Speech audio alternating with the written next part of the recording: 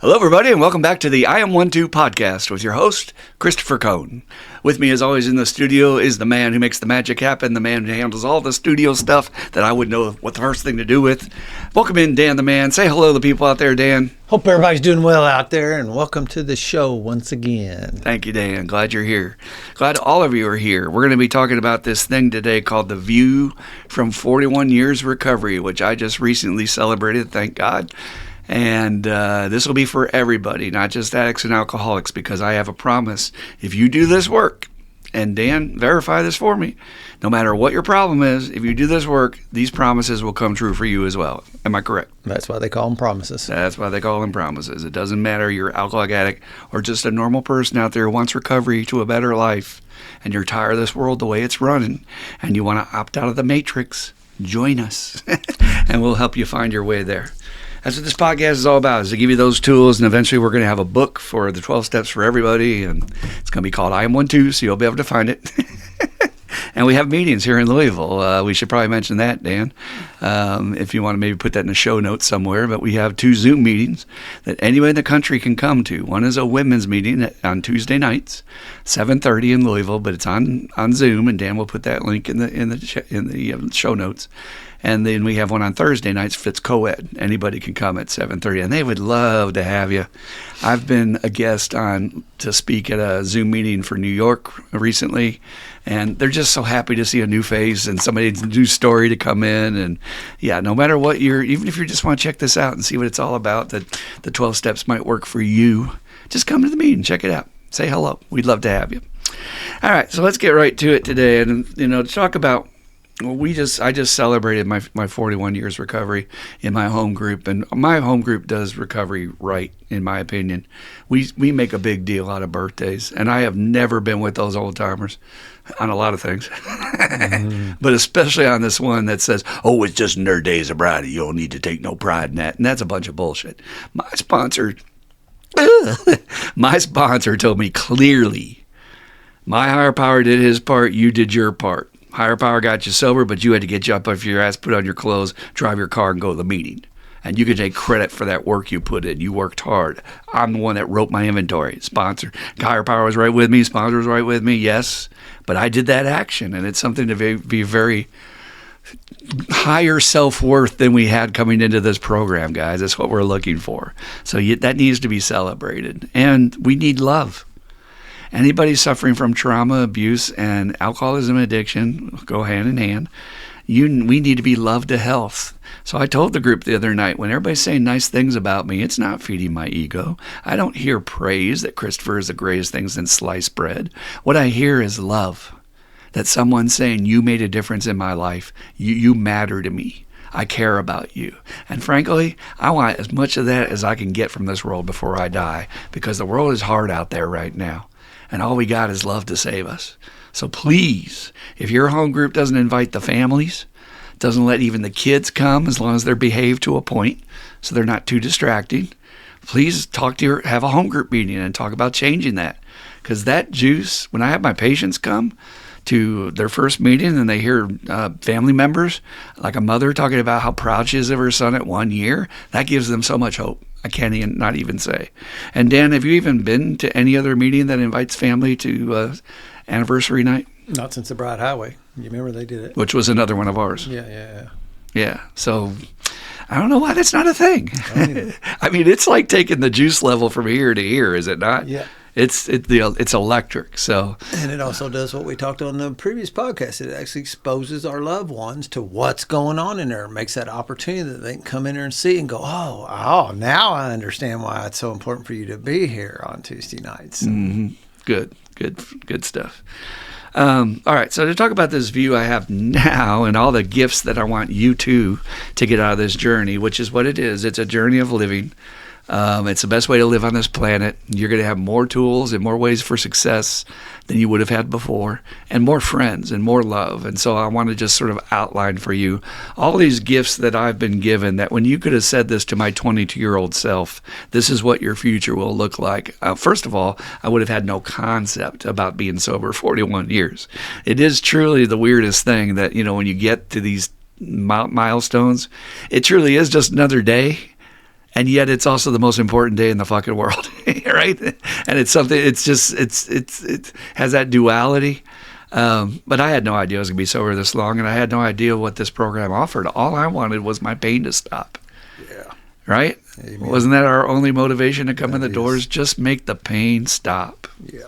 Make my world better. Get these people off my back. And that's just the beginning. So hang on. We're going to talk about the good stuff. Also, I want to give you an analogy before I give a little background about where I started, because the story has no meaning if I don't tell you what we were starting from. My old spiritual teacher used to talk about an analogy of spiritual growth as like, imagine you get in a balloon, and this balloonist can take you up to about 2,000 feet.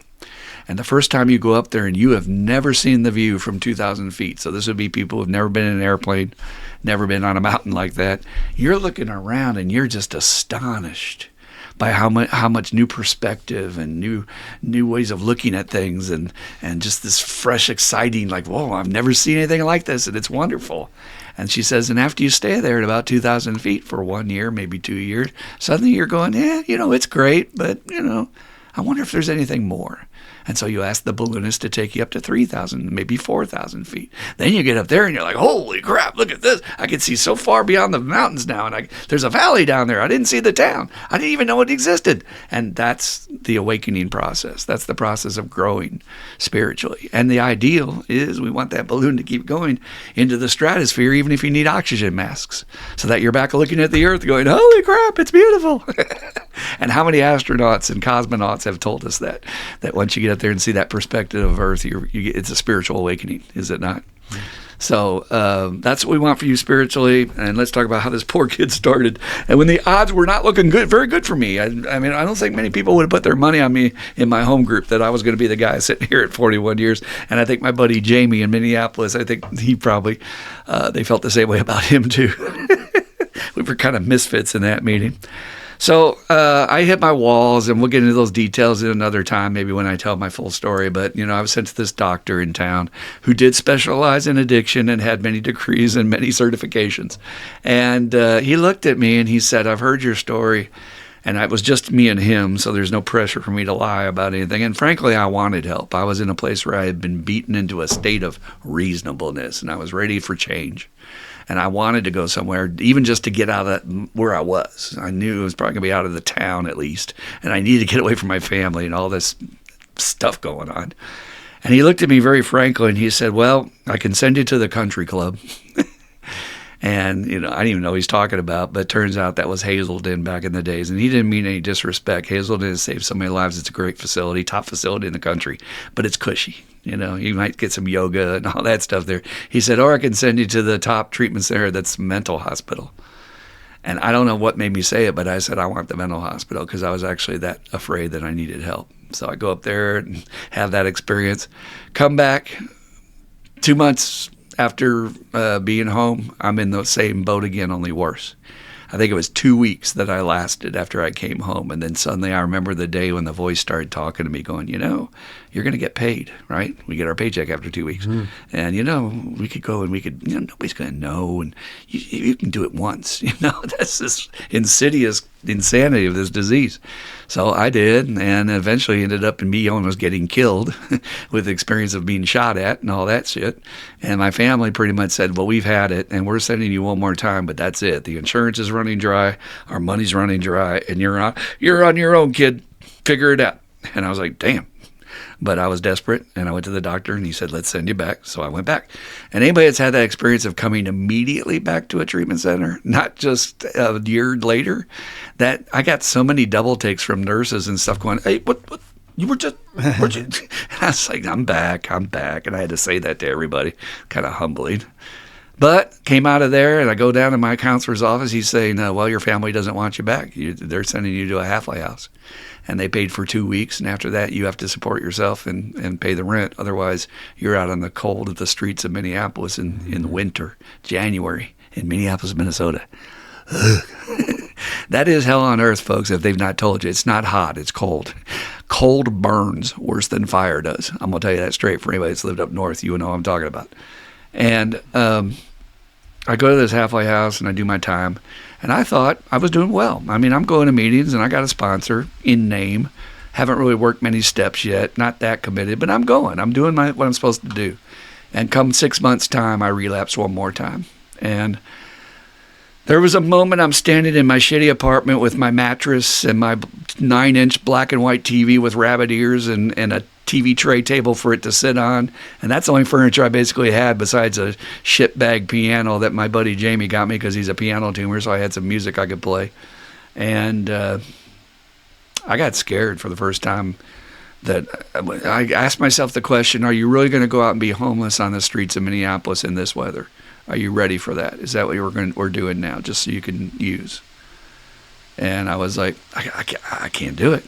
So there was a voice in my head, and I'm going to advocate for every time a person goes to treatment and every time a person has a seed planted and learns more about this disease, that will save their life later, even if they don't get it now. Because that's exactly what happened to me, is every single piece and minute and time I spent in any treatment center or listening to anybody that knew what they were talking about, I heard them say in my head at that moment, go back to AA. Go back to AA and do it for real, which for real I had heard was 90 meetings in 90 days. Stop screwing around. We're not going to meetings when you feel like it. We're going to 90 in 90. So I started that journey, and I asked my sponsor to take me through the steps. He was not a big step guy. I don't know if he would have made me do it. He had done them, so he was qualified, but he just wasn't pushy like that. But I almost feel like I pushed him through it, and I think he would agree with that. And I'm glad I did, because I got the results, which started me on my journey. But for me, if there's anybody struggling out there with that story of relapse and you wonder why that's happening, the answer for me was even after everything I'd been through and thought that I was doing it for myself, I was still doing it for everybody else. And it's a very odd thing because you think you're fine and that you really have good motives. But I think in the long run, I think I was actually just doing it for my family's approval and because I want to be a good guy and I don't want to be the jerk and I want to be, respected and have a good job. But it wasn't really me saying I need to do this for me because I'm going to die. And that was the piece that just hadn't accepted in my gut that maybe I really do have this disease. So like I said, I was a dumb little kid in early recovery just trying to find my way, and I just wanted to stay sober at that point. I didn't realize that what I was making was a choice to begin what I call the spiritual journey through life. Now, I know many people who go to religious way or practice other, disciplines might think that, they understand what that means, but I'm going to see if I can try to explain what I mean by that when I say I started my spiritual journey through life, because I am pretty much convinced that I wasn't a bad guy. I was trained very well from my parents to be polite and to be generous to people who are poor and, and think of others and all that. So that would have been fine. But I don't really think I would have lived on the basis of what could I contribute to the good of the world. And I still would have been more emphasized on what can I contribute to Christopher's bank account. So Christopher can get a better car and a better girlfriend and all of that. And there's still that part of us. It's not like that part goes away. We're still human, but it's not the priority. The more priority becomes like, I'm going to focus on what I can contribute to the stream of life. And Bill has that line in the big book, and I don't think I even would have known what it meant at age 22 or even wanted it. I wanted more money. I wanted more, what. But it becomes not about me anymore. And I heard somebody say that on a podcast today. He says he goes to meetings to help other people more than he goes for himself today. And I thought that was a great approach for humility. So, and again, Dan will back me up on this. We get so much more out of this deal than we deserve. Do we not? Absolutely. Based on our past record, for God's sakes. There's an old joke in the program. If we got what we really deserved, hate to think what that would look like. So what I mean by the spiritual journey through this life is that it's a process of discovering. I love when Travis says, discover, what is it? Well, discover, uncover, and discard. Discard. Yeah.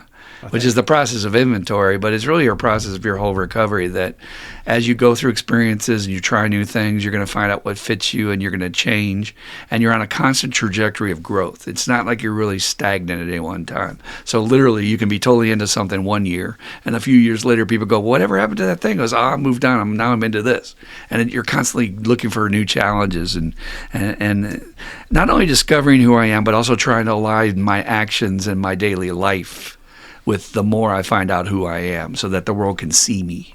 I'm trying to take down all these walls. As I said in my birthday night the other night, recovery is really about self-honesty and how can you be your realest, most authentic self with other people.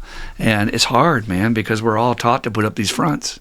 If I go to work, I have to put on a suit, whatever, and look on the front. Or if I go over here, I got to do this, be with the guys and look tough and all this other crap. But it's all fake. It's not who I really am. And that is the gift of the journey.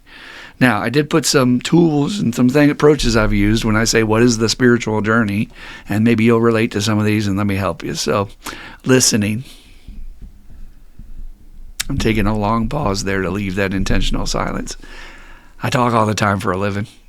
I was taught in my family that if you're talking, you have the power.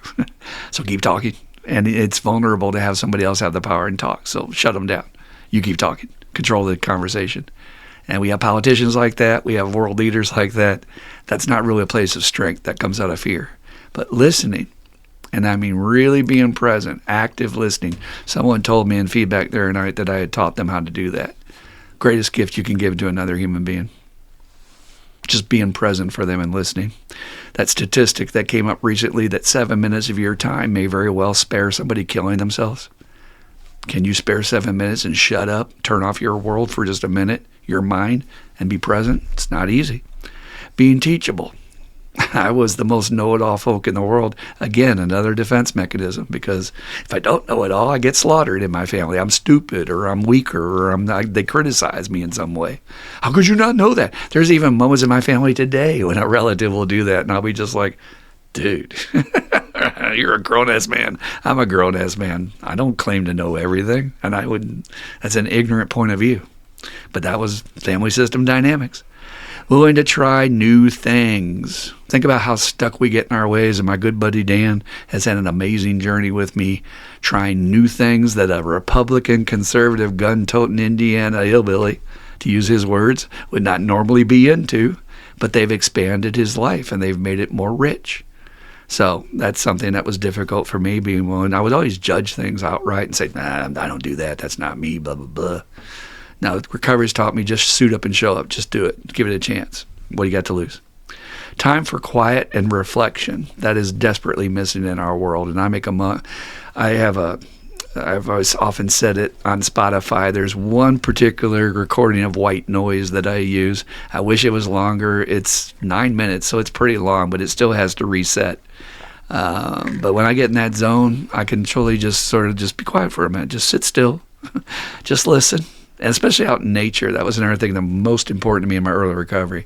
Is just get away from the noise for a minute and just be still. Listen for God. Listen for life. Okay. Helping others. Again, I would have been the guy that gave to the poor at Christmas and maybe gone serve meals and whatever, but I would not have been the guy to take an interest in walking with you through your life. I didn't have the patience for it. I mean, I thought other people were stupid, and I didn't have the patience for their stupidity. And I loved them and I cared about them, but I was like, dude, that's your shit. Deal with it. I got my own shit to deal with. But now the amount of love and care, Dan, that we give to our sponsees, just by being there for them and helping them along the way. And that's the greatest payoff, of course, of recovery. So I would have cheated myself out of that. Seeing the bigger picture. I'll talk a little bit about this in a second more. But being able to not get caught up in the little details of the daily events, but to pause when agitated or disturbed and sort of wait to see what develops, and then like, oh, okay, I see there's something else happening here. I don't need to just make up a judgment immediately. I can see there's a bigger picture to what's happening. And sharing my life with my higher power. Again, a lot of people have a belief in God. A lot of people have teachings that they think they're supposed to follow, that they've been taught by other human beings, not by anybody that's divine, just human beings. And they might not be working for them, and they don't really feel closeness. I know the biggest proof I see in people's closeness to a higher power is the amount of fear they show when real trouble shows up. And I have relatives who are devoutly religious, but I've also seen them get very fearful. And I'm like, that's not faith. That's you need to work on your relationship, that connection. It's so close. Because I can be totally myself. In the church I was raised in, you had to dress up and pretend you didn't sin and pretend you didn't fart and all that other crap that's not human. And no insult, but it's not human. And I was able to lose all that through recovery and just have a relationship with this power. All right, so let's talk about some of these details. When I said the bigger picture, what that means to me is living life on the basis that I actually have an eternal soul. I can't get with the idea that I'm just a particle in the slipstream of existence, and that, like the Buddhists say, I'll be filtered and chopped up and redistributed into a bug in my next life. That doesn't make any sense to me. How could that make any sense to anybody? Then what is the point of learning and growing and developing? Which is what all of life is doing, pointed out by my teachers. Biology, the weather, every aspect of our physical world is constantly, even DNA and viruses, it's learning to replicate itself in a better version. So if I just am distributed to the cosmos into a bug, where's all my wisdom? Where did all my experiences go? There's no point for it then. It makes no sense. So living on the basis that I have a soul, an eternal soul that continues on, and that everything I do on a daily basis matters. I know a lot of people looking for purpose and meaning in their life, and they don't feel like they're contributing or that what they do matters. I get a lot of patients come to my group. They say, I've got apathy killing me, and I don't feel like my life has any meaning. But this program has given me this feeling that, when a feeling is not appropriate, it's a way of life that karma exists. And I don't want to, I'm not doing things the right way because I'm trying to follow the law or be a saint. I'm doing things the right way because I'm interested in feeding myself good karma. And I want my future to look good, and I want to feel good about myself. So, again, that bigger picture that I have an eternal soul, and these choices I'm making on a daily basis could be small. Do I take this little item home from work that doesn't belong to me? Oh, it's only $1. Yeah, but it's not yours. Those are principles we have in this program that we have to look at. And I'll talk about that in a second. But again, that karma, it's a big piece of living in recovery and living according to treat others as you would wish they would treat you kind of deal, right? So we have principles in our program, and our principles are like a code that we have to follow in all situations. Now, I'm a romantic, so I like to think about feudal Japan in the old times when they had samurais walking the land and helping people and getting into adventures, so to speak. I know we all flash on Samuel Jackson at the end of Pulp Fiction talking about playing kung fu and walking the land and having adventures. But for the samurai, it was an honorable something you had to earn your way to be a samurai, and you would never tarnish your image by engaging in unsamurai-like behaviors. So we have that in our program. Whenever a situation comes up, I have a set of principles right behind me that I can refer to and say, what principle is active in this situation? Is it dishonesty? Well, we don't believe in dishonesty. We believe in honesty, so you got to do it this way. Is it unfaithfulness? No, we don't believe in unfaithfulness. We believe in being faithful. Okay, well, I know what I need to do here. And it's astounding how effective that is. It cuts through all the bullshit, because your ego is always going to want to rationalize and say, well, but yes, this is different. She's cute. Or whatever the deal is, it's going to cut a corner, but the ego is always right there. But when you got a principle and you're laying it up against that bar, you're like, nope, I know what the right thing is to do.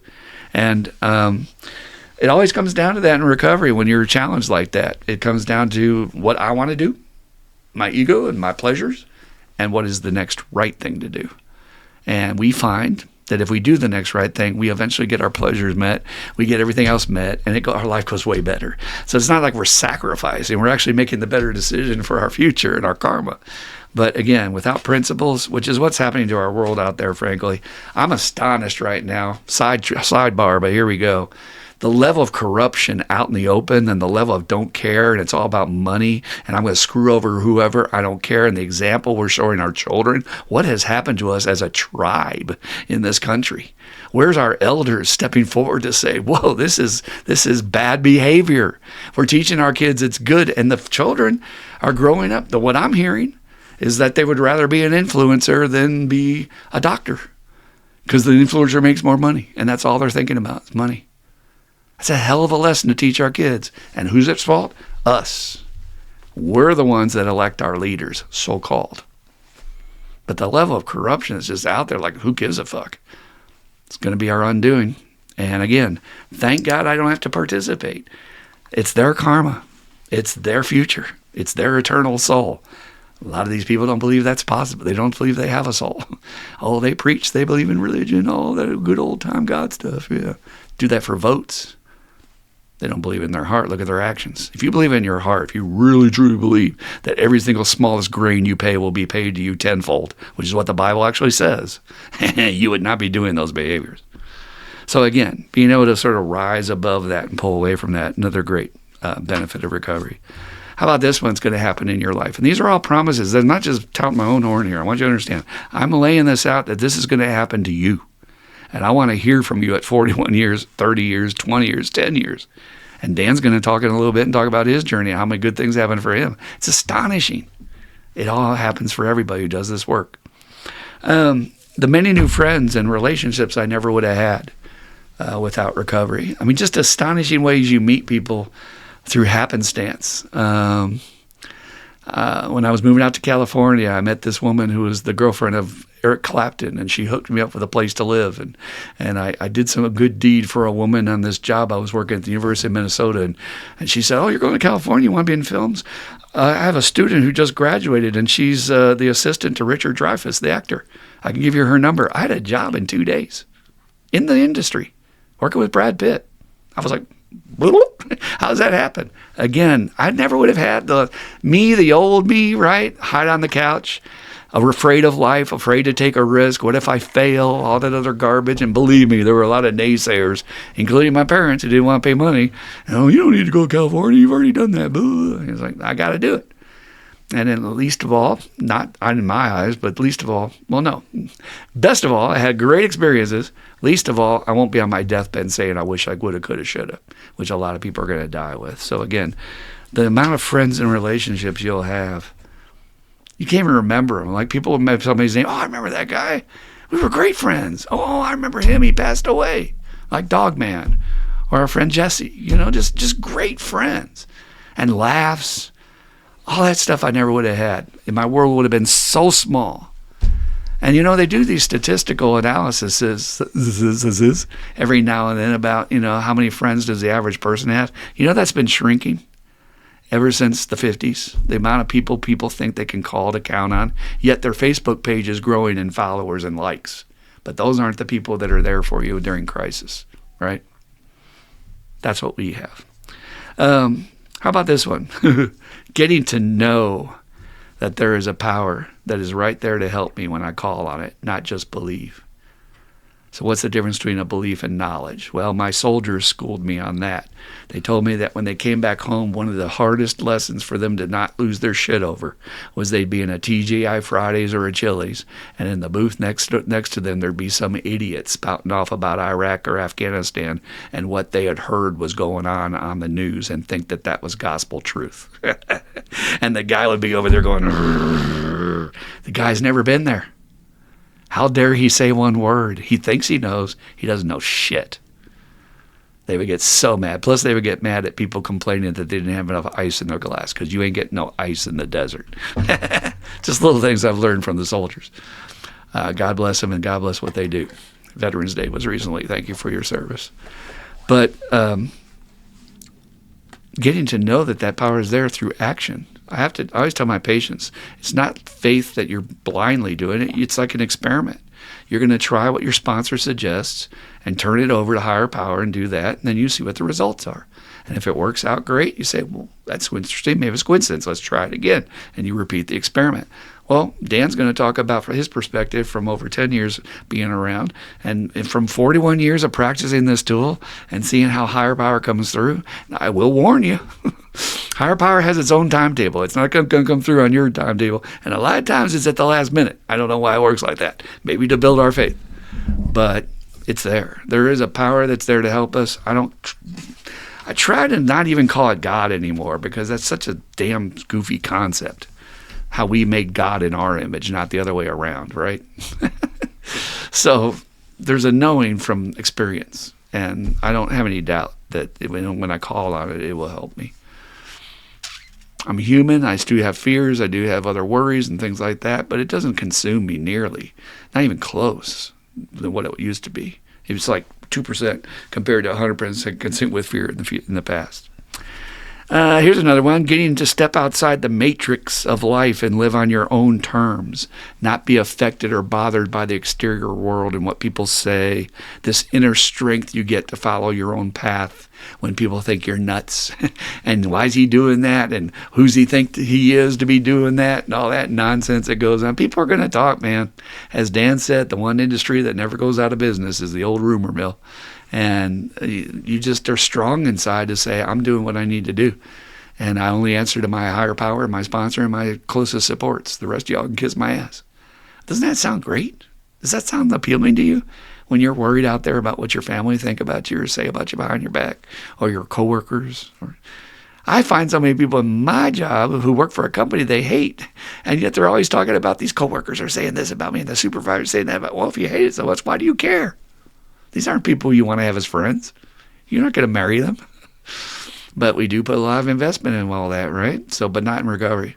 In recovery, it's allowed me to step out of that matrix and go, you know what, I got to walk my own path.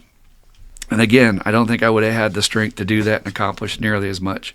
Even this podcast is stepping out on our own path because we get shit. There's lots of people ready to take our inventory for what we're doing here. Now, we know our intentions are good. Dan and I have prayed on it, and we've totally worked it out that we're here to help people. This is not a money-making venture. We're doing it out of it's a volunteer gift of our time and all that stuff, just for you to be able to hear this for free. And that's it. That's all we want out of it, is to spread this message and help as many people as possible get to the 12 steps. All right, a couple more, and then I'm going to bring Dan in here, get a little perspective from his point of view at his little mountaintop where he's at. Living one day at a time is such a gift, and losing the fear of tomorrow and even losing the fear of death. Again, you're human, so you're going to have weak moments, but for the most part, I have never lost sleep. Maybe in earliest recovery, but since I've been in recovery, I've never lost any sleep over the retirement account or the future of the stock market or whether I'm going to starve and eat out of a dog food can. That's what my grandmother used to say all the time. I guess I'll just be on the streets eating out of a dog food can. Meanwhile, she was rich. It's just crazy what people do, but that's fear.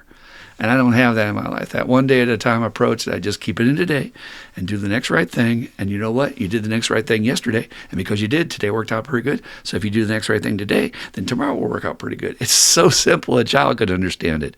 But boy, do we complicate it the minute we start thinking about the future or the past. So living one day at a time, what an absolute gift.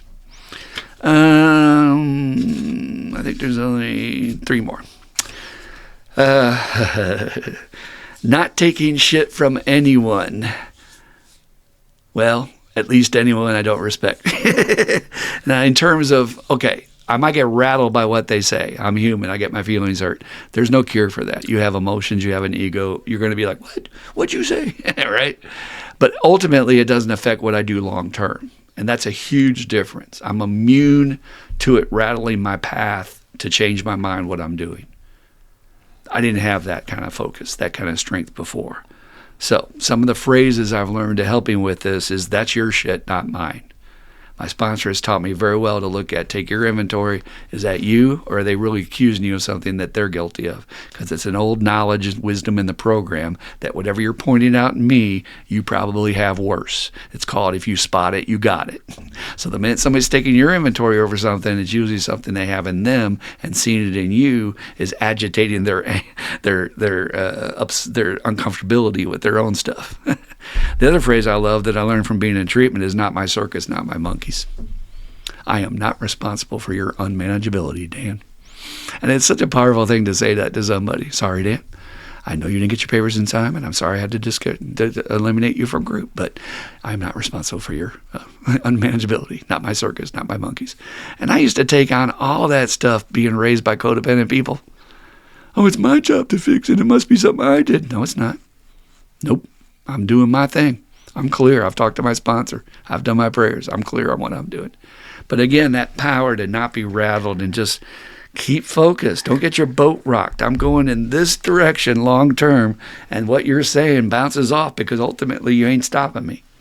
And that's the only way people get real good shit done in this world. Can you imagine if Edison had been rattled about the light bulb? We'd all be sitting there in the dark. But how do you get that strength? I had to be taught. I had to learn. I had the good teachers. And that's because of recovery. All right, 2 more. Being in gratitude. Most of the time, I really don't think too much about what I don't have. Now, again, being human, I have my eyes on certain models of cars I wouldn't mind owning, but I'd probably only kill myself. But, it's good to dream. What the hell? But I am so focused most days on relishing the good things I have in my life. I can't tell you how many times I give thanks for my refrigerator. Dan knows. I have a refrigerator that's older than dirt. I can't get rid of it. It's old school. It doesn't really serve my needs because it's so small, but it's fucking, I can't kill it till it dies. It's like I'm proud of it for like lasting this long. And it's like it keeps chugging away and it makes noises and it does shit. But I'm just like, you go, babe. We're going to go as long as you can go. We're going to see how far we can take this. I mean, I think it might be original to the building, and the building was made in 73. Now, I don't know if it's possible someone could last that long. It might be a little bit older, but I moved in 95, and it's 2025. So I just give thanks that it still works, and it keeps my food cold. When I go home tonight, I hope I can still eat my dinner because it kept my food fresh.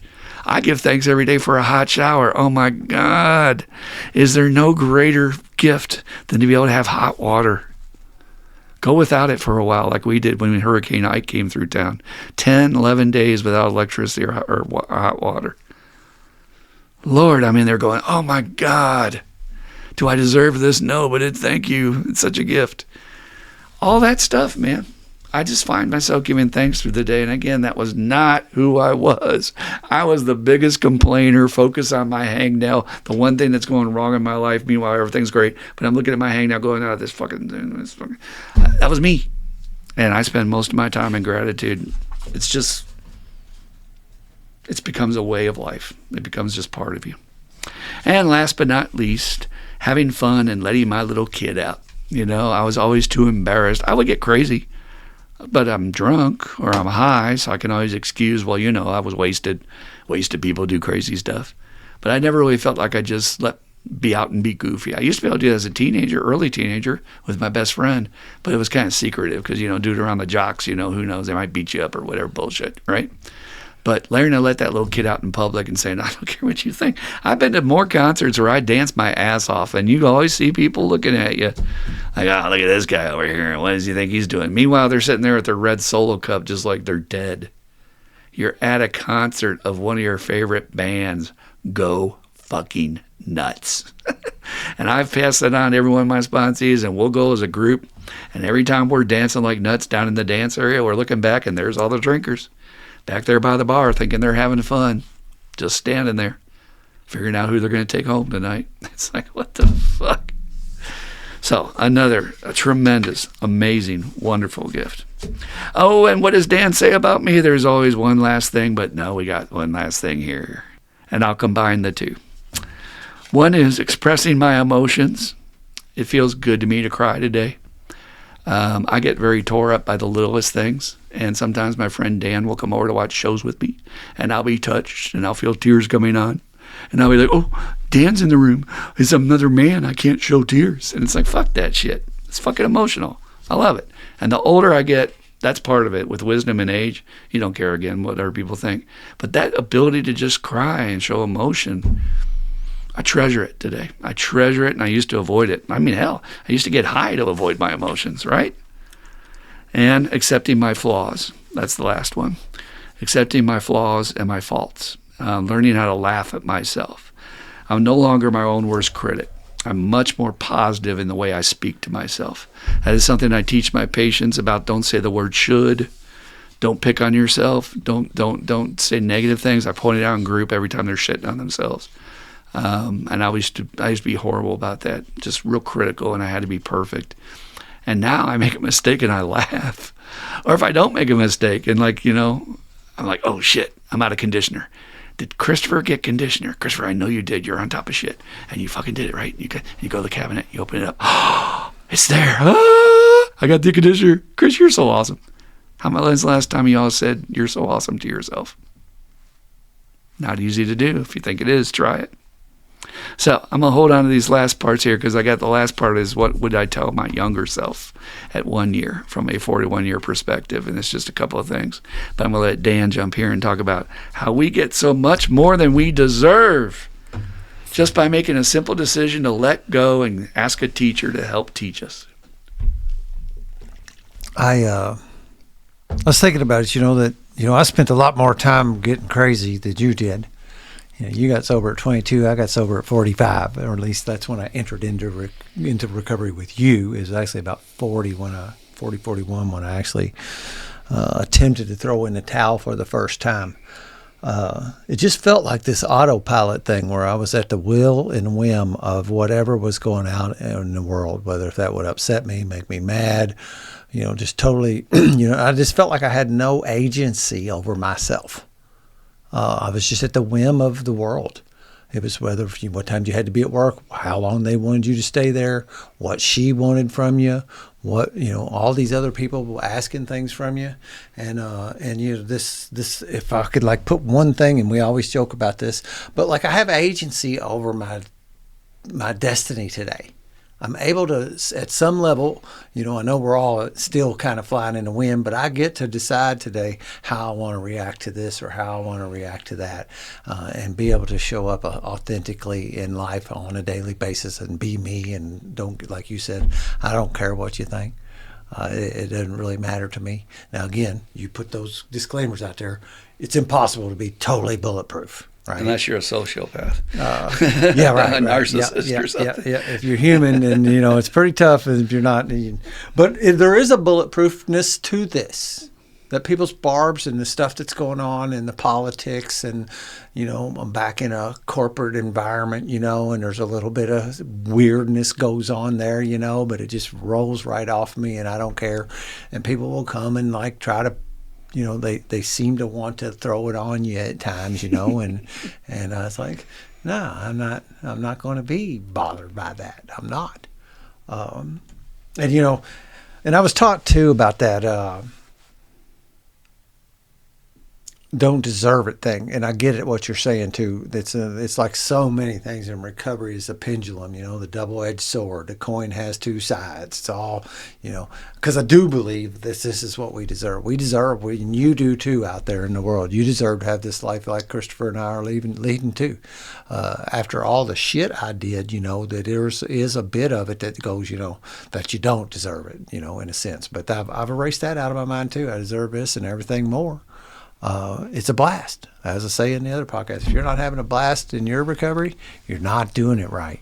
And there's a lot of fun to be had, and I have a mile-long miracle list of some pretty cool stuff. But, I leave all the little stuff off of it. The other day I was thinking about Jesse's retreat down in Rough River, where we all drove up to this cave, and we crawled way back up in this cave with flashlights, and we turned off the lights, and one of the guys led us into meditation back in that cave, and it was cool as hell, man. And we all will remember it the rest of our lives, and various other little things like that. Getting to go to Colorado with the fellas, these retreats that I get to be a part of, and watch these newcomers bloom, especially watch the veterans and what they get out of it too, and what I get out of it from being there. But most importantly, watch these guys who are not sure if they really want to be a part of this or not, and that retreat will sell them every time. They will go, yeah, this here, I want more of this. Give me more of this. And just all these little things that the miracles they don't stop. We get to be a part of things that frankly are, again, miraculous. They're just awesome. And that's how you grow and get more faith in a small situation like that, but huge in the long run. That, if you're coming out of fear, first thing is in a cave. What if there's a bear in there? What if there's a poisonous spider? Because we do have brown recluse spiders in Kentucky. And, it's like, those are valid, but we're going to do this together and as a group and hope that a higher power protects us. And we have good intentions, and we're here to do some spiritual work and meditation. We'll be okay. And you give it a try. Like I said, try new things. Yep. And then it turns out to be one of the most amazing experiences you can remember. And, we walked into journey. That with absolutely no fear, no nothing. There was never any talk about what might happen in there. There's that line in the book about going to the most sordid places, and if you're on this air, and you're protected. And when I'm doing this stuff, I feel that way. I sponsored a guy down in a pretty rough part of the west end of Louisville. I would normally not be there under any circumstances. And I was driving down there in the wintertime after dark. And, prostitutes and other kind of people were approaching you. And you could just walk with your chest out and talk to them and say hi, and walk right past them. And I was down there and never had a bit of problem, you know. And then you'd come home, and the guy would talk about a shooting was outside later on in the night, you know. And I didn't have, I was able to bypass all the trouble that was down there. Just, story after story after story after story. Someday I should write a book. And the opposite of that is there's a ton of people living in the East End in this town where the richer people live who won't even go to the downtown area. Meanwhile, the shooting took place in this one little small area outside of where they would probably want to go, far outside of where they would probably want to go. But that fear takes over, and it restricts your life. So if you want to expand and you want to have new experiences, you're dying for new friends, and you want new challenges, and you want to grow, what else are you going to do? I mean, go to therapy and keep talking about your blah, blah, blah stuff. Another warning about therapists that I've seen, a lot of them are doing unethical things by letting you just talk every week and not giving you any tools. It's like, oh, well, catch me up. What happened? And all they're doing is being a friend. They're not being a doctor. A therapist is supposed to help you get better. I knew for a fact the guy that I went to that Burn sent me to, and what he told me in the first session, which is ideal if you're the best therapist in the world, I want to get you better so you don't have to come anymore. Yeah. And he says, and then if you decide to come back later and work on more things, we can do that. But we're not going to sit here forever and keep going over the same ground. I was like, hell yeah, that's my guy. That was before I even decided to be in the field myself. So if you got somebody out there like that, I hate to tell you, you're throwing your money away. So come join us. 12 steps. It works. So let me touch this, and then maybe you can play this exercise too, Dan, about what you would tell your original self when you were first bumbling around the rooms of recovery from your perspective today. So I said, what would I tell that first-year younger version of myself from my 41-year perspective today? First thing that came up was don't worry. Don't fret. I wasted more time when I was young and I had more energy and I could have been getting laid more. I did get laid pretty good, but I'm just saying, wasted time about the future and my destiny and my career and what was I going to, and it was like, let go, man. It's going to be okay. That's the next thing I wrote down. It'll all work out. So listen closely again. Maybe you need to hear this today. Don't worry. Don't fret. It'll all work out. Now let's add the icing. Let's add the icing on the cake. Sometimes higher power has a better plan, but you will never know that if you don't let go. Your plan might not be the best. Don't worry. Don't fret. It'll all be okay. I also wrote down, slow down. Stop rushing to get there. Death is where we're ultimately rushing to get. So why are we rushing through life? But, be in traffic. You'll get run over if you're going too slow. I'm guilty. I move fast in the car. But just slow down and enjoy the journey at times. Just take a moment to look around and say, you know what? It's pretty good today. Sometimes Dan and I will pull each other, and it's like there's not much going on. It's just a good day. Just good to be sober. Everything's good at the moment. Been smooth. Yeah, you know how people will spend hours on the phone with each other, talk about all their problems? Unless there's something really major that's happened, we're really mostly talking about, it was a good day, everything went okay. But you got to enjoy the process and enjoy each day. That's the last thing I wrote, enjoy each day, because it goes by fast. It does. If there's one thing I would tell anybody out there that's just getting started, it goes by fast. I had no idea how quickly I was going to get white hair and be 63. I can't even conceive. And everybody gives me shit, you're old and all that shit. Dude, I am not old. I don't feel old. I don't live old. I'm not old in what I watch on TV or what music I listen to or how I act in my life. Play video games. I'm a young at spirit I play a fucking gay ass Infinity Nicky game, dude. Don't tell me any of you Infinity Nicky fans out there. Christopher is on the cutting edge, bro. And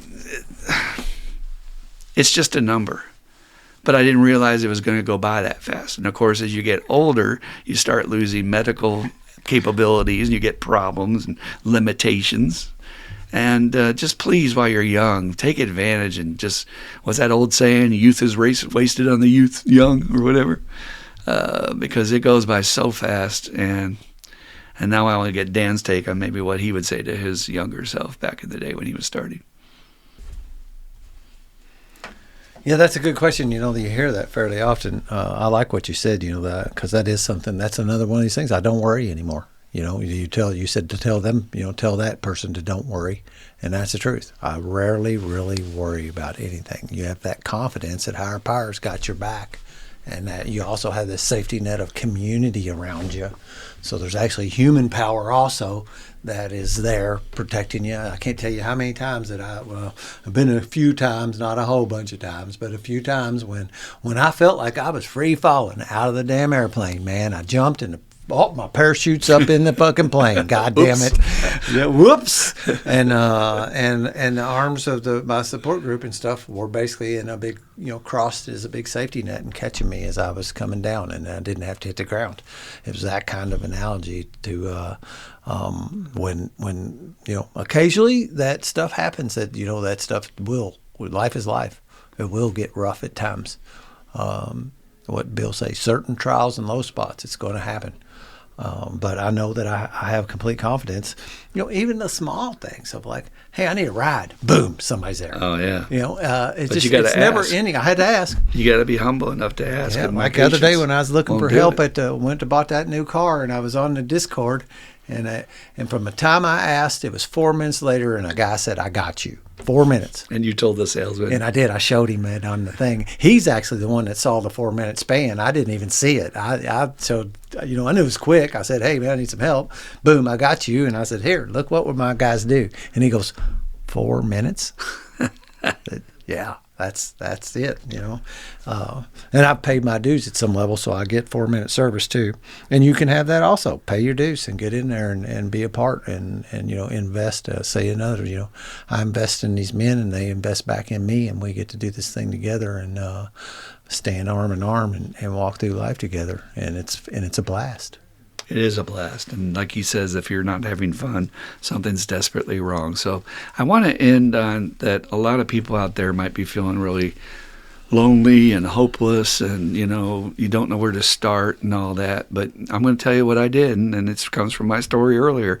Get off your butt and go to a meeting. It doesn't matter what meeting it is, as long as they're using the 12 steps. If you want to go to Overeaters Anonymous, you want to go to Al-Anon. Hell, if you know anybody that's an addict or an alcoholic, you're welcome at Al-Anon, but it's really about you. They don't talk about the addict or alcoholic. They talk about how are you doing.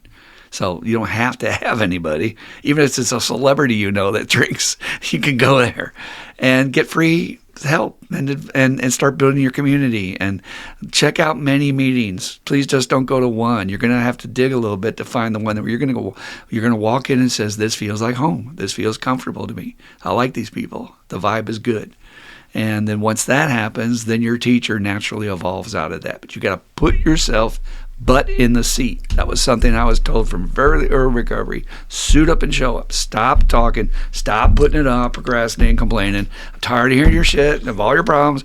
Suit up and show up. Suit up and show up. Suit up and show up. And I would tell myself that when I want to go, end of the day, I'm so tired, I want to go to a meeting. Suit up and show up. Oh, fuck. Suit up and show up. Oh, shit. Okay, here we go. And I would just do it. And you too can have everything we're talking about here. You're not stuck. Life isn't over. You just need new teachers because you've exhausted everything your little ego and brain can come up with. New teachers. Yeah. And we're here to help you. Send us comments, questions, concerns, stories, whatever at iam12recovery@gmail.com. My mailbox has been empty a while. Fill it up. I challenge you. iam12recovery@gmail.com. It does not have to be one of the questions. It can just be a comment, or I experienced this, or I'm looking for recovery, or how do I do this? Guess what happened to me? Oh my God, that'd be great. I'd love that. Tell me some juice. You got any juice? Yeah, I need juice. Share the juice. Juice. We want to hear your good stories of success in addition to your problems in recovery. But God, what's going on? I begin to go like, is Gmail working? Hello? Is Gmail working? Did I lose my account? iam12recovery@gmail.com. Let's say a final thing too. You talk about that. I mean, it sounds like we're just talking about recovery, but the fact of the matter is that when we start practicing this thing, that stuff bleeds over into all areas of your life and starts making all areas of your life better. I'll tell you yesterday, that suit up and show up, you made me, I'm committed to going back to yoga, and I'm getting in the studio 3 times a week. I got home from work yesterday. I didn't feel like it. But I was telling myself exactly what you said, Dan. Suit up and show up because you're going to be happy that you actually went. And the flip side of that is you're going to beat yourself up if you don't go. You're going to be, I should have went, man. I man, I should have went. And I suited up and showed up, and the exact same thing happened, And actually, as I'm walking in the building, I got a little extra pep in my step that I didn't have even sitting in the car. And when I got out of there, I was like, yeah, good job, nice. Dan, man. You showed up and suited up, and, man, you feel good now, and you did your deal, and you're just taking care of yourself and doing the things you promised yourself you'd do. Meeting commitments to myself. That's not something I was ever good at. I couldn't make my own commitments and meet them, let alone your commitments to you. I couldn't do it to myself. And today you suit up. So to break it down, the hardest part of that tool is just getting up. So get up out of the chair, get out of the easy chair, get off the couch. But then suit up and show up is easy. You're used to putting on your clothes. You know how to brush your teeth. You know how to put the key in the car. It's not that hard once you get in motion. Yeah. It's from inertia and getting the ball rolling. But what's the physics rule? Once something's in motion, it's more likely it's going to continue in motion. Yeah, I can't remember how exactly said, but yes, something like that. That's the principle. I'm a jack of trades and master of none, but I know a little bit about everything like that. So. All right, so we're going to transition to our question period, but please let us know what you think. Comment, subscribe, leave a note below, like, and, please share us on Facebook. Or anybody that's struggling, needs some hope today, and they want to hear, hey, check out what these crazy guys said. They may hate it, but at least you tried to help somebody today. How hard is it to share with somebody? That will help us with our analytics so that we can. Nobody knows who we are now. We're so buried under YouTube. What is the statistic of how many videos are uploaded a day? Is it 1 billion? It's some kind of amazing. I thought I heard 1 billion. I mean, it's someplace like that. Because 60 Minutes did a story on YouTube's anniversary recently. I think they said 1 billion videos are uploaded every day. Holy crap. How are y'all going to find us? How are they going to find us? Unless you help us. Yep, we need your help. So do some service work. Help us reach the newcomer, please. Please, please, please. Thank you. All right, let's get right into it. Let's see what we got here. Shorty but a goodie. Where do we set the boundary with ourself on living life that recovery gave us, but also not using it as an excuse to not do the things that gave us life? Okay, this is a little fancy worded, so I'm going to interpret what I hear him saying. In other words, how do we work our tools and get excited about recovery and participate fully without letting our regular duties slip in life, which is one of the most common elements, especially for the people that come in and they get excited and they get that spiritual intoxication that Bill talked about. Now Dad's all elated all the time and he's not paying the bills. He's not showing up for work because he's going to meetings as an excuse. And then, look, putting your recovery first, I'm okay with a little flexibility. Let your family know, and I think it's valid what Bill says in the big book, that remind the family that he's not getting drunk.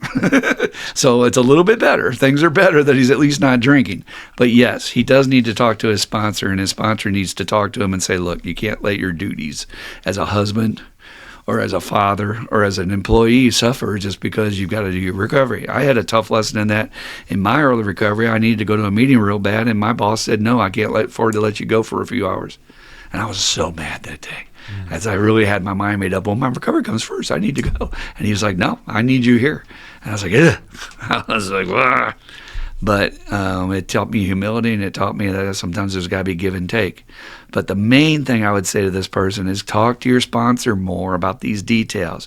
If you're getting static from your wife, from your husband, from your love, from your kids, from anybody saying we don't see you enough, or you're doing too much to help others or whatever, work it out with your sponsor. You're too close to the fire, like Dan and I talk about, so you're not going to be able to set those boundaries on your own. You need somebody to tell you, well, it sounds to me, as an objective party that's not personally involved, you might be putting too much time and energy in this area, and we need to balance those grains of sand on the scale every day. And frankly, that's the word we're all looking for in life, but as addicts and alcoholics, hardest thing for any of us to do is balance, because we are involved. We get busy. It's a gift of recovery that I have commitments. I have places to go speak tonight, and I have newcomers to help, and I have a job to do. But you can't let your home life suffer, because that's your heart, it's your family, and they do deserve top priority. Not over losing your life, right? Recovery has to come first, but they're right there. So I would suggest you talk to your sponsor, and maybe you're not being candid that you've gotten some static. You've gotten some feedback that you're fucking up, and you don't want to share it with your sponsor.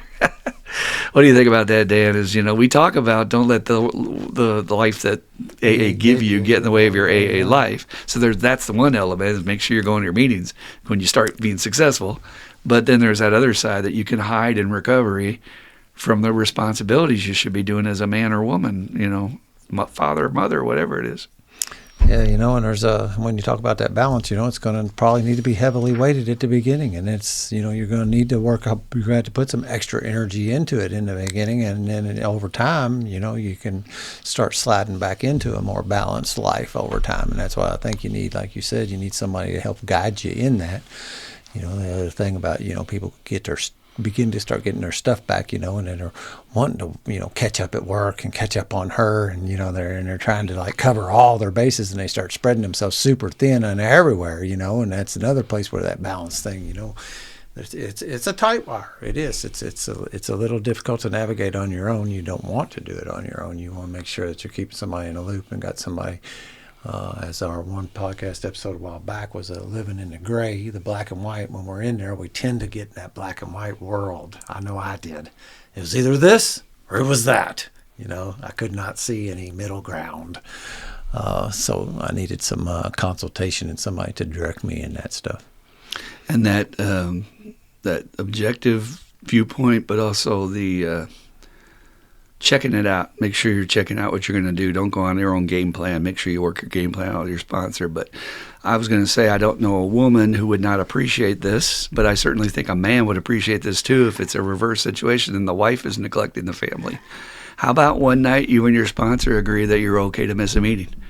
And you don't tell your wife. And instead, she's watching you and it's 7:30 or 7 and you're not getting ready to go. And she's looking at you going, well, aren't you going to your meeting tonight?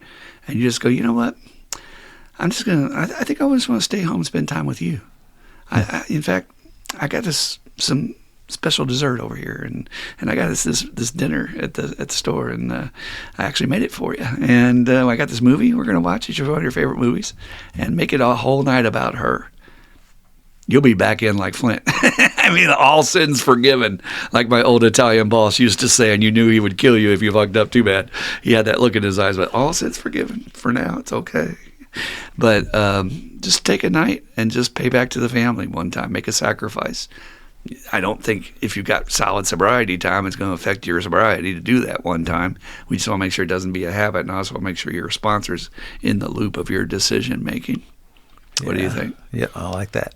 Yeah, I like that a lot. Yep, you need to go take some the extra kids miles out to the movie they wanted to see without them knowing you were doing that night. There's something about surprise element, right? And especially if it's a school night and we're being bad because we're going to a movie on a school night and stuff. And it's like, oh, I didn't know Dad was going to do this. How cool is that? You're back in, baby. It's that simple. So talk to your sponsor, talk to your sponsor, talk to your sponsor. We'll just stamp that on every letter we get. All right, second question. Really good one here. I like this one. Alcoholism runs rampant in both sides of my family. My siblings and I grew up with our father's alcoholism, and I too became an alcoholic. Thankfully, I am now in recovery. We are dealing with another sibling's active alcoholism, though, and even though I've tried to explain it to the family, it's still, I repeat capital letters, still, twice, doesn't seem to click that this is a disease, that this is a neurological condition. Is there anything else I can say or some analogy you can give me to help them in my family better understand? Well, we're going to try. I always think it's important to acknowledge the elephant in the room to start with, and that's the fact that they're mad at whoever is active. And when you come at them with information and they're still mad, human beings don't think rationally. I don't care how much they say they're getting it, they're not, because their feelings are overwhelming their logic. And Mr. Spock would have a lot to say about that. So you're trying to educate them at the same time. They're going, yeah, but they're doing this. And they did this to me. And they let me down here. And that's all they can think about. So I think it might be important to just go in and acknowledge and say, hey, look, let's talk about the elephant in the room, which is they're screwing up. And I know you're hurt. And if you want to talk about that, I'm willing to listen. Let's get some of that aired out, that this person's pissing you off and you're frustrated and you think they're going to die and you want to help them, but they're not listening. And let's just get all that out a little bit. Let's just talk about it, because I'm frustrated too. And then once you find that common ground, you can say, I know you know this, but I'm just going to throw this out here, that I'm in recovery. I'm also have the same condition. And what's also interesting is that you guys went through me having this same condition. And so as you saw me doing this, mom, dad, sis, whoever you're working with, what did you think about my abilities to not be able to stop? What did you see? What did you see about my powerlessness, about my attempts to go to meetings and I still kept drinking, my promises I made to you all and I couldn't keep them, the losing the jobs? What did you see in my experience that maybe you can relate to what my sis is going through, right? And then that makes it real world, because they can go, oh, I remember that. You wrecked the car. Well, you just told me sis wrecked her car last week. Do you think she chose to do that? Because I can honestly tell you, I didn't choose to wreck my car that day. My only intention was to go out and have fun. I was going out for the night and dance with my friends and maybe have a drink. I wasn't even really thinking about drinking. Maybe I'd have a drink, maybe I wouldn't. But I ended up getting drunk because I have alcoholism. And I think the more you relate that to real world, break it down, because you said the neurological condition, that's a disease. Sometimes people get lost in the science. And you can give them all the links to Wikipedia, whatever you want to show them. They just don't get it. They won't connect. I hear what you're saying. They're not connecting the dots. When you said still, doesn't seem to click. They're not connecting the dots to her. Again, anger's in the way a lot of times. So even that show intervention, I think the interventionist sits down and talks to the family about what's going on. How is this affecting you? And they let them air all that stuff out before they make their strategy for intervention, which is smart, because you can't have them taking that energy into the intervention. It won't work. So that's the first thing. But related to you, it's like, well, Mom, I did the same thing. Or, she's doing what I was doing. But I'm not doing that anymore because I learned that this is an illness. And it wasn't until I treated it as an illness that I got better. Because for all those years, Mom, when y'all were yelling at me and everything, I felt terrible that I was doing it on purpose. And that made me want to kill myself. So in other words, while we're doing that to her, and I'm guilty of it too, Mom, you're not alone, we might be making her feel like she wants to kill herself. And how would we live with that? If she actually killed herself, Mom, do we want to do that? No, I know you don't want to do that. But you're just mad. You're just hurt. Now, granted, I got the counselor skills, so I'm going off saying all this stuff top off my head, right? So maybe you might want to go to a counselor and get her to talk to, in front of somebody who can break it down a little bit. And that might be a stretch. But first try just to reason with her about, this is related, this is identical to what I went through and what you went through with me. And I'm sorry you had to go through it again. I think I've joked with this person personally, because I know who wrote this, that their mother must have some interesting karma to have two daughters put them through that. I'm telling you, it's weird stuff. But it's tragic and it's horrible. But, unless the family is united in their message, you're doing one of the most destructive things to the addict, because they can use your word against the other person's word. Well, Mom said I didn't have to do that. And then she said it's not a disease. And then she said I don't even have to go to meeting because it's not really a disease. And they can start playing that off. No, we have to be unified. And that's what the interventionist does on that show. They said, we're all on the same page. We're not going to yell at them. We're going to show them love. But we are going to be firm that if they don't go to treatment today, there's going to be consequences. And I need everybody on the page. We can't have somebody going rogue and yelling at the person. And also, you can always just try the basic approach of, Mom, how well have how well have these tactics worked of what we're doing so far? She's not getting any better. So why don't we talk about what we can do and first let her air it out. I really think I keep saying she, but they, let them all air it out and get it off their chest first.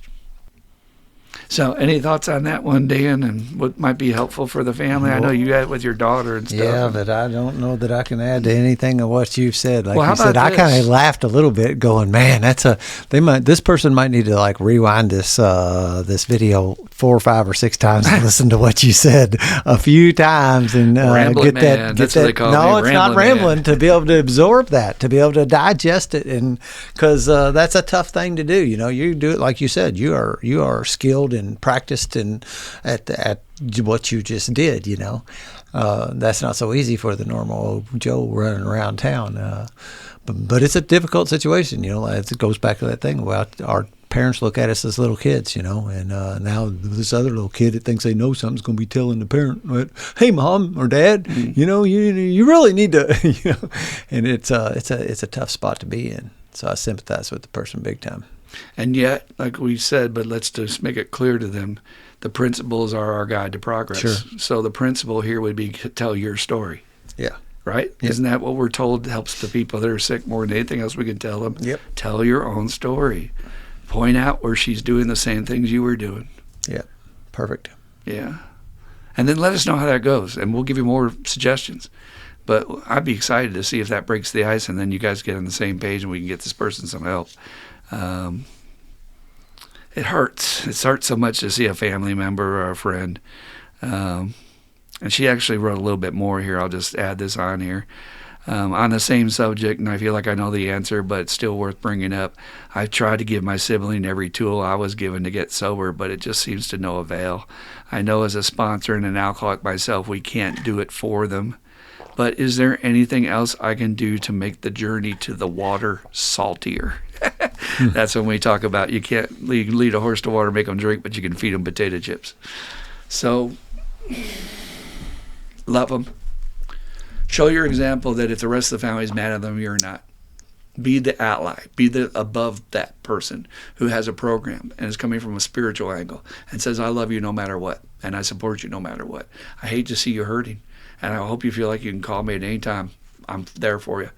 And the minute you want to get help, I will get you there, anything you need. But I can't support you being sick because you're going to die.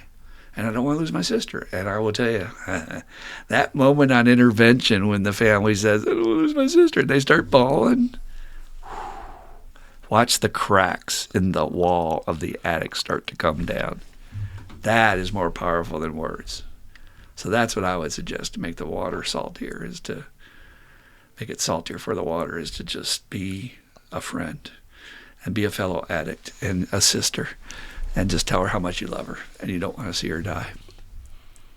And then let it lie at that. She's going to say, I'm not going to die. I know. I'm just letting you know. Just want you to know I love you. It'll wear her out with that shit. She'll think about it. It'll haunt her later while she's drinking. All right. Good questions this week. Really appreciate it. Let's get to the last one. We'll get out of here.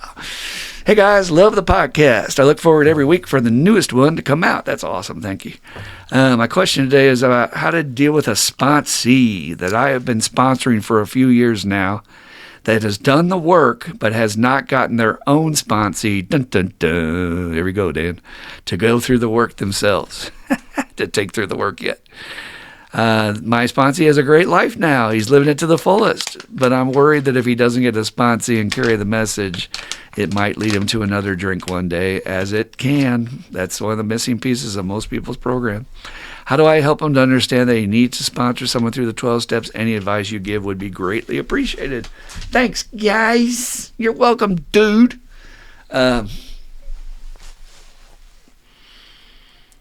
When I have people come back to my group and they say they've done the work before and they're still drinking and they relapsed, and I don't care if they had 1 year sober or they had 20 years sober, and I quiz them and I say, well, what kind of work did you do? And the areas I always find fault in, they didn't tell all their dirty, stark secrets in step 4, but a lot of times, step 4 and 5, but a lot of times they did. Or they didn't do all their amends, and sometimes, not a lot of times, but sometimes they did. Or they stopped praying and meditating, which all the time that happens before a relapse, and not going to meetings and stuff. But the one thing I ask them is, did you sponsor anybody for real? Not just give them your phone number and be around, take them to a meeting. I mean, take somebody through the work. Now, what does that do? That reinforces in your brain those neural net circuits that are just beginning to learn the principles. Oh, shit, I'm teaching it now, and that makes you learn more. Any teacher will tell you that. When you're teaching something, it's one of the most effective ways to remember and to learn. And plus, you're having to teach them. You're teaching them things to do, and you have to do it yourself, because otherwise you're a false prophet. So you have to honor what you're teaching them about honesty and all that stuff. And it just makes the program cemented into your head in a better way than any other tool in the program. Now, the most important thing I tell my guys is, look, you are not sponsoring the first guy you sponsor. I'm going to sponsor them through you. This is going to be the easiest thing you've ever done in your life, dude. Just to make some time available to talk to the dude for 20 minutes in the day, and then call me and freak out about what to tell him. And then I will tell you what to tell them. And they're going to think you're a genius. They're going to be like, you're the greatest sponsor in the world. And you're going to get all that love and all that support, and you're going to feel on fire. You're going to have juice where you're floating. You ain't even experienced that juice yet. When your guy gets his 3-month and his 12-month and just keeps going, and you're going to be like, I did that. I was part of that. Yay. I'm telling you, kid, if you don't do that, you're cheating yourself. Plus, let's take the hard road too, because there's the rod and there's the stick and there's the feather. The stick on here is, like I would say, that's not the deal we made, bro. The deal we made when we started was that the only reason I'm going to spend time to give you this gift is you've got to give it away. So God is now watching you. Oh, yeah, I hear you. I hear that you believe, and I hear that you have faith, and you go to church even. Oh, good for you. But where's your example? What the fuck does God think about you keeping this all to yourself? You selfish bastard. This person dying right over here, and you're going to talk about at the meeting how good your life was today? I saw you do that just last week. And this guy's dying right next to you in the seat right next to you. And you're going to ignore that and just talk about how great your life is. What a selfish dick. And I'm telling you, that's not far removed from where we were when we were drinking, is it? So it's a hop, skip, jump. You're going to be right back there. So, can you not lower your ego enough to just raise your hand at the meeting? We'll let God handle who is sent to you. Stop managing that. We'll let God handle that. So it'll be a perfect fit. And then I'm going to help you out. I'm going to do it for you. You don't have to do jack shit. Jesus Christ, couldn't be any easier. But unless you tell me you don't have 20 minutes out of the day to give to somebody else, maybe you don't deserve this gift of sobriety. And maybe God, or not God doesn't do it. I think God does nothing but good. But the universe, karma, might take it away from you.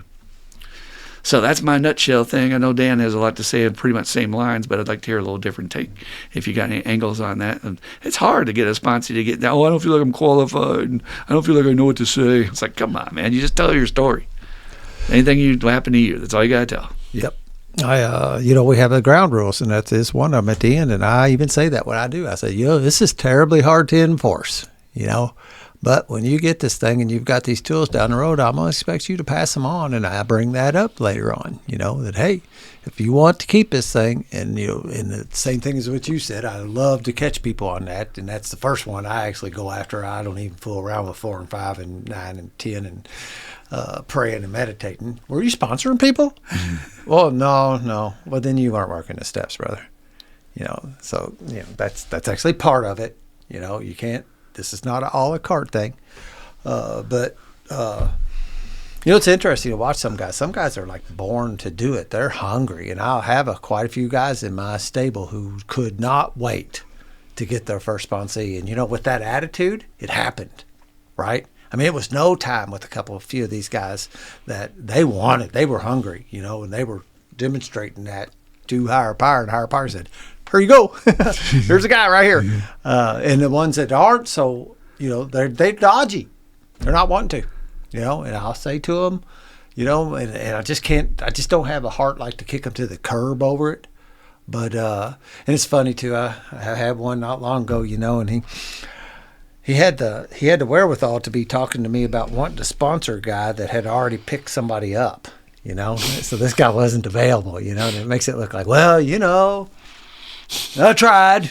And it's like, and I don't know that he actually knew it, but it was interesting to watch that kind of universe handle it in that way, in a funny, like, well, I was willing, and try to take the, get the points for doing that. But you're exactly right. It's the best thing that I say over and over and over and over again.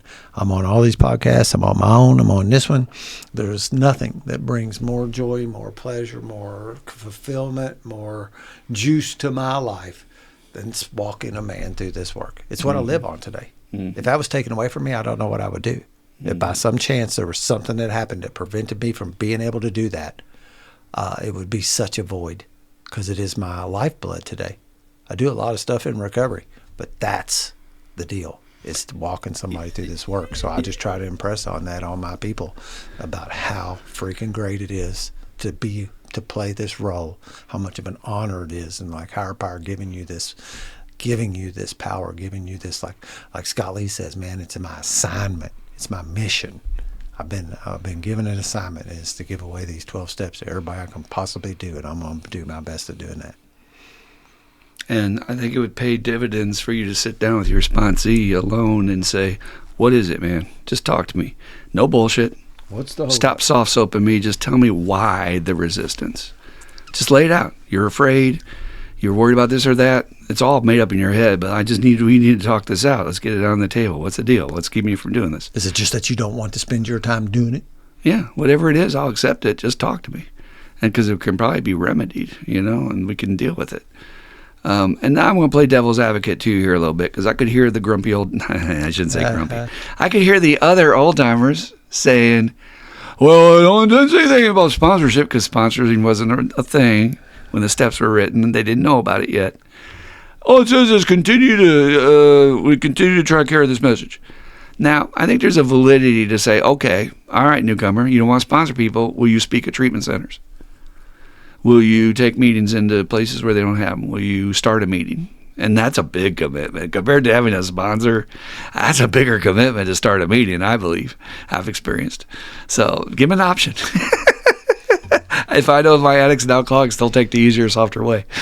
Yeah, I've seen people survive on mostly on service and make it. Sure. I've also seen people fall. I don't know that I can draw a line in there and make anything particularly specific about that. But yeah, you can fulfill that gap if you do it. Well, and there's a great question, Dan. Do you want to survive or do you want to thrive? Yeah, that's the point. Because survive, the ones that we've heard, the old dogs, like our speaker circuit people, they said, yeah, I was sponsoring people and staying sober, but I was nuttier than a fruitcake, man. My life was so unmanageable, personal life. But I was helping people, and that kept me sober. If that's all you want is to be sober, or if you want to be happy, Yep. There's definitely a thing about surviving it or thriving in it, and if you want to thrive, I do believe that you need to sponsor people. And if you got to pull this card out of the deck at the last resort, I still would throw out there. I got a question for you, newcomer. You believe in God? After everything you've been through, do you think there's something there? Yeah. Do you think it's watching you? I repeat, do you think it's watching you? Yeah. What do you think it thinks about you being selfish and not sharing that shit with anybody else? Just want to know. All right. Well, that wraps up another great session. We're so glad you were here with us today. And if y'all have any ideas for questions and or podcast topics, we're happy to entertain any ideas because we're going to run dry at a certain point, but we're going to keep going along as we keep the fountain going. Higher power helps out. But thank you for joining us. And again, spread the word, pass us around, share it with somebody. And 41 years, guys. If there's one thing I would tell you, it's worth it. It's so worth it. Work it because you're worth it. It is so worth it. You have no idea the gifts you're going to get from one simple decision, picking a teacher. And we even help you with that. Hell, we told you there's meetings on Zoom. Dan's going to put the link. Join us. So glad you were here today. We're going to end the podcast with the Serenity Prayer. If you want to join us, it's good juju to say that prayer at least once a day because it helps you live that way. All right, Dan, and the Serenity Prayer.